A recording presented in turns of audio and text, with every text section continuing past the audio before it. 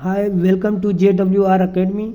Today we are discussing the type of question based on order of operation, and here we use the two different parentheses, two different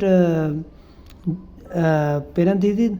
One, this type of symbol is parenthesis, okay, parenthesis, and this type of symbol is curly bracket, okay, curly bracket. So in this question we use the two bracket, one name is parenthesis and other name is curly bracket. So how to solve this type of question according to order of operation?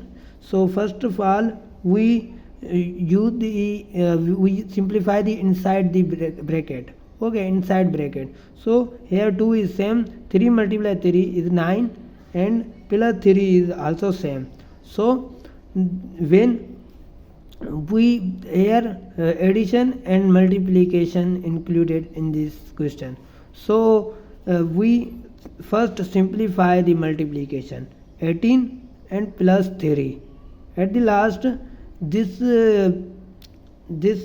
bracket is going to be neglected because we simplify this, and now 18 plus 3 is equal to 21, and now this is also bracket neglected because we simplified it, and our answer is 21.